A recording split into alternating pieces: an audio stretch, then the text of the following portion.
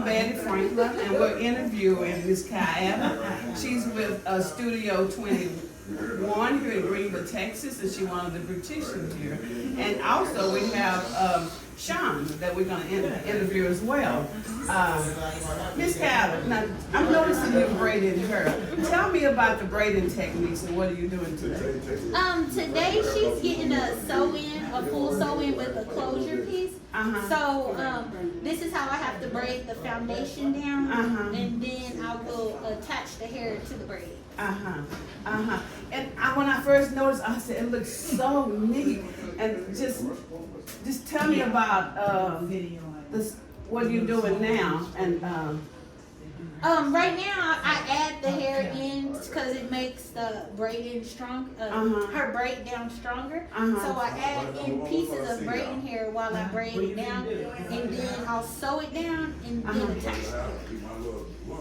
When I first saw it, I said, this is so interesting. Do you get a lot of clients coming in for this style? It usually goes by season. So now that it's getting cooler outside, I get a lot more people that want their hair weaved and sewed. In the summer, they don't use as much. So when it gets cool outside, a lot more people prefer this style. Oh, okay. And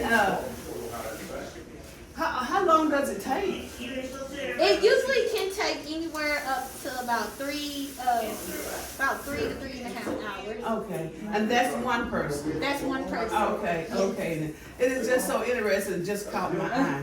Okay. Tell me, how long you've been braiding hair? I have been doing hair. I got my license in 2012, and then I always worked another job, and I did hair for the side, like for my part-time. But then I lost my job back in 2018, and then I just came and put my all into doing hair full-time, and it has worked out. I haven't looked back, but I've always wanted to do hair since I was a little girl. It's always been my dream and my passion, so I'm living it. When you said little girl, I just like jumped on that. Tell me some experiences you. What did you do as a little girl? How was it? I've always played around with hair, and I started on my little cousins doing their hair and on my Barbie dolls. And then once I got older, I started realizing, oh wow, like this is something I really like to do. And then I started looking more into it and see that you can go to school and make a good profession doing hair. Right. So braiding. So you're telling me braiding is really in style right now? Yes, it is. Braids are in style. Okay. And let me ask you, as we went through the pandemic here, we've been over a year and a half here. Yes. How has the customers, sometimes we see anxiety, how has the mental health of the customers been? I have seen a lot more anxiety in the customers. People just trying to figure out ways to navigate through this pandemic. Now, I would thought that maybe with the pandemic, people wouldn't want their hair done, but they wanted their hair done more than ever when this pandemic hit. And I'm just like, I literally came back from the pandemic busier than when it was before. Wow. And I don't know where that came from, but it did. But I definitely see a shift in the clients. Like we talk about what's going on with the pandemic and stuff, and everybody's opinions and where they stand. So. I do see a lot more anxiety. I mean, I have a lot more anxiety from it, but everybody is trying to cope and recognize this new normal. So, the new normal. Yeah, the new normal. When I was a child, the beauty shop was a thing on a Saturday morning. I mean, we were there all day long. Do you still see a lot of people here more than a couple hours? You said 3 hours for the braids. So it's still one of those things that you pack for your lunch? Yes, it can be, but now because of the mandates and TDLR, we cannot have a lot of people sit around like we used to, how beauty shops used to be very packed. Right. We can't do that as much, so we have to go by appointments. So it's not as packed as it used to be, and people be here from sun up to sundown. So that definitely changed a lot because we don't do walk-ins. Everybody is by appointment now. Wow, I didn't know that. Okay. Now, so TDR, did it have to do with the pandemic? Or is it just with the pandemic, yeah, the TDLR released a lot of different mandates after COVID happened. That was one of them. Okay. You have to pretty much go by appointments, not have too many people in the shop. So, Okay, then that's understandable as well. Yes. Yes. And you said it's been a very successful business, so that's good. yes, So you can say you flourished during the pandemic. I actually did. I know a lot of the beauticians, I can still remember because we sat there and we talked about everything. Do you see yourself as being a counselor, a social worker, and a mother? Not a mother. Well, to a dog, but that's it. But yeah, I do see myself because people, when they sit down, they trust you with their hair. So then I guess they trust you with their problems most of the time. And sometimes we go in to talk about that, and just hearing them out, a listening ear, somebody with an unbiased opinion, and you just let them vent, get off their chest what they have to, and yeah, pretty much. I like what you said, let them vent. Yeah. So it's like you've been training in counseling, huh? Yeah, they told us that in school that it was going to be like that. They said sometimes you're going to be like how you are with your clients. You're going to be like their therapist, and I definitely see that. So now it makes sense, doesn't it? It does. You come out because you've been a person's been in the house for months. They just need to get out and vent and talk. And that sometimes that's all it be. They literally, I have a client, she literally just comes to get her hair washed just because she needs that time to herself during the week. Then that way she can just talk and just get it off her chest and breathe and relax. You need a massage parlor. That would be nice because I would be there too.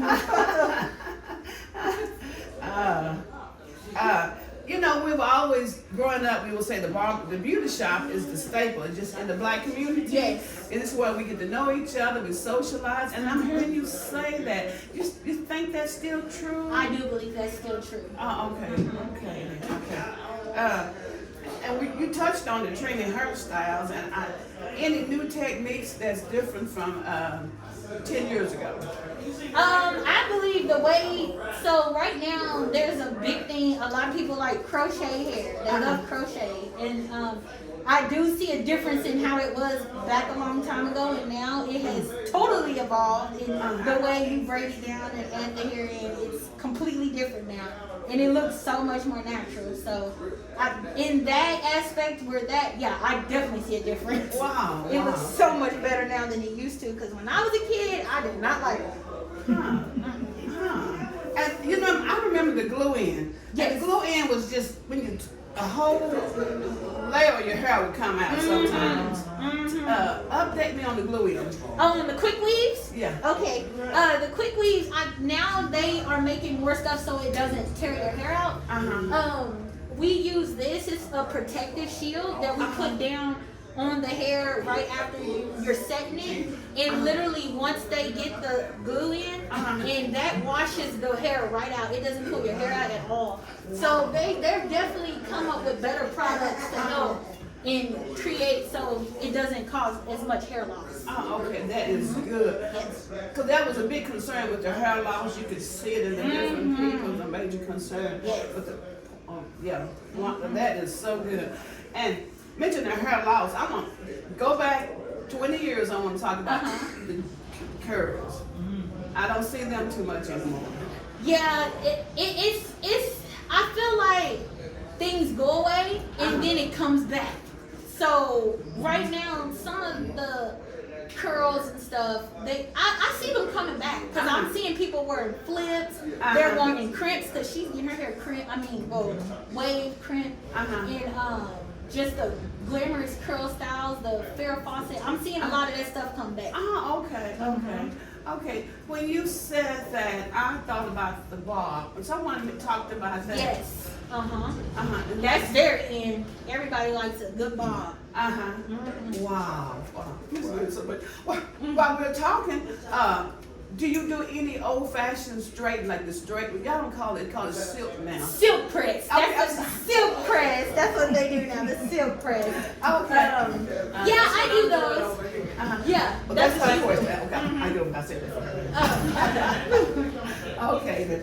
Okay, I didn't know it when someone mentioned it. Okay, this is so interesting to me. How has the products, did we touch on the products? How have the products, you just showed me this one here, the other products as compared to 10 years ago?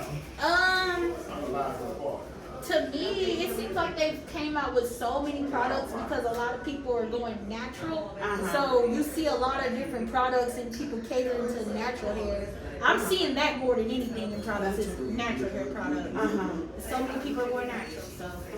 Now, let me tell you what I'm seeing. I'm seeing people, high-profile people, with the long hair and the different styles. And I can remember where it wasn't really accepted for African American ladies to have their natural hair on professional jobs. Yes. Yeah. So tell me, what is your feeling on that? How has that evolved? I think it's awesome because a black woman's hair, especially, is her crown. So the fact that now they've passed laws where you can't discriminate on if you wear your hair curly and fro or however you want to wear it, I think it's awesome because they can be themselves at their job. And I've even seen some of the news ladies, they had braids and Nubian. That was like something you didn't do. I know. And now they just express themselves through their hair, and I love it. I think it's so neat as well, because I do remember growing up that we could not wear our hair naturally in so many professional settings. So, and I'm glad of that. Yes, me too. Change. Yes. I know you get a lot of interesting customers. Who was your most? What was your? Well, I'm gonna say who was your most interesting customer. You don't have to call the name. You can just tell a story. I'm trying to think. You meet so many different people.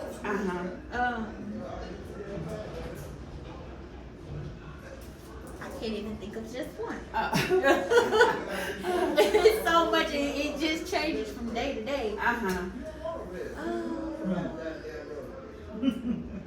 Sometimes, some of the most interesting customers to me is when some of the people that be suffering from hair loss, and then when they come in, they're not sure if they're going to be able to get their hair done, or they be very self-conscious about how their hair is and all that, and being able to help some of those people have a complete full head of hair, and it just lightens their day and brightens it. And those are very interesting to me, and I like doing people like that, especially when it just changes everything about it. Because after so many years, sometimes they believe their hair will not regrow because they think the pointers are already ruined. And so that's very difficult for a person to come in to admit, hey, I have some problems with my hair regrowing. Yep.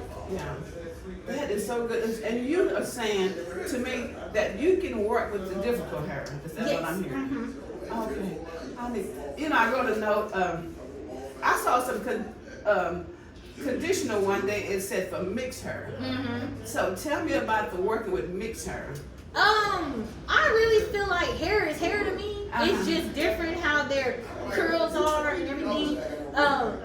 But like I said, they have so much products that they know that so many people are looking for a product for their hair that they try to cater to everybody, so they do like mixed chicks and stuff. I've seen that. Yeah, but hair is hair. It doesn't matter if you mix, white, or whatever. It's pretty much some products work and some don't. It's really trial and error. Okay, I like that. Really trial and error.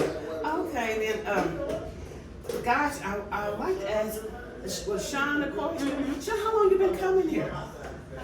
I've actually been coming here for quite a while, and I've been coming to Kai for at least 3 years or more now. So are you excited about what she's doing to your hair today? Yes, I'm so excited. I want to see the final product if I'm still here. Y'all have to send me pictures. Yeah, for sure. She's getting it done for her birthday. Yeah. Tomorrow. Yeah, my birthday's tomorrow. Now tell me, how long does it last? For me, about 3 months. Oh, that's fantastic. Fantastic. We're going to see each other again. Okay. Okay, then, before you start coming here, what styles were you using? What style? Before I started coming here, just my natural hair. Oh, just, I don't know if it's what you guys call a wrap. So you wrap your hair overnight and then just pull it down. Yeah. So I was getting, my hair was relaxed before. And so I was actually going to Tay. Yeah, she was bouncing from her to me. And then I went natural. Like she said, a lot of people are going natural now. And so I've been natural for a couple of years now, and she's been doing my hair. Oh, fantastic. I guess the question is, it's working out for you because I see that glow on your face. Oh yeah, for sure. Yeah, I always know that they're gonna make sure that I'm right. So. Oh, okay, wonderful. Referred people? I know you have. Oh, absolutely, all the time. Yes, okay. Let me ask you about your weave. Do you do like the twist? Do you do those? Do you do braids? I don't typically get braids. I usually let her do a silk press on my natural hair, like you guys were talking about earlier. Or sometimes we do a quick weave. Okay. If I want something just that'll last for a couple of weeks. And then I do a sew-in. So those are pretty much my go-to hairstyles. Okay, wonderful, wonderful. Tay, I want to thank you for the interview, but I have a couple more questions. I just noticed it. Let's talk about religion, family. How does religion, family all interact with the business? I feel like you have to. Well, for me, faith is very big. It's like the first thing I literally have it tattooed on my arm is faith, love, hair in that order. So that's definitely at the top for me. God is the head of my life, and so it all works its way in because having faith, be able to have empathy for other people, and to deal with them in this second because you don't know who or what kind of day they have or how they're feeling. So just to be able to have empathy and connect and be able to relate to people is very important. Wow, you're fantastic. And your family supports you, so it all goes together. What advice would you give to a new person coming into the business? The advice I would give to a new person is don't stop. Keep going. Consistency is key. Even when you feel like no one is watching, keep going. The internet is really big too. It helps. So make sure you set your pages up, get followers, and word of mouth too. Word of mouth does even better than the internet to me. If you do one person here and they tell the next person and they give your information, it's just and try to always be like a good person to people, and that helps translate too. So beautiful consistency. Care about the people, be accountable and responsible. Yes. I just love it. Thank you so much. What barriers did you encounter when you first got into the business? Sometimes people, we don't get all that support we need. You experienced any barriers when you first got? Yeah, I experienced well, like I said in the beginning, I did hair part-time instead of doing it full-time, and I worked a full-time job. So my barriers were that I didn't have enough clientele in the beginning, so I was scared to fail. But other than that, after that, and then, like I said, being consistent, then once I was able to be more consistent, because I didn't have another job, it just seems like everything lined up. So you're fantastic. I'm gonna come to sit and talk to you. Your personality just glows. I don't have anything else, John. Do you have any questions for her? You covered it well. Okay. Thank you so much.